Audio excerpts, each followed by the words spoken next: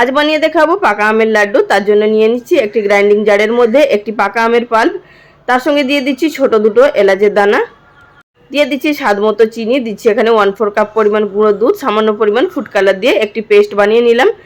অপরদিকে গ্যাস ওভেনের উপরে 1 কাপ পরিমাণ ডেসিকেটেড কোকোনাট দিয়ে হালকা ভেজে নিলাম। তারপর দিয়ে দিলাম তৈরি করে রাখা আমের পাল্প, দিয়ে ভালোভাবে নাড়াচাড়া করে মিশিয়ে নিলাম। প্রায় 2-3 মিনিট মতো লো ফ্লেমে মিশিয়ে নেওয়ার পর দিয়ে দিলাম 1/2 টিস্পুন পরিমাণ ঘি। ঘিটা দিয়ে ভালোভাবে মিশিয়ে নেব। যতক্ষণ না প্যান থেকে ছেড়ে আসছে ততক্ষণ অবধি আমাদের নেড়ে চেড়ে যেতে হবে। তো এখানে আমাদের ডোটা সম্পূর্ণভাবে তৈরি হয়ে গেছে মিষ্টি তৈরি করার জন্য। এবার এটিকে নামিয়ে ঠান্ডা করে নেব। হাতের মধ্যে সামান্য পরিমাণ ঘি লাগিয়ে নিয়ে লাড্ডুগুলো তৈরি করে নেব। তো প্রথমে এক হাত দিয়ে বাইন্ড করে নিয়ে দু হাতে তালু দিয়ে এইভাবে লাড্ডু শেপ দিয়ে নেব।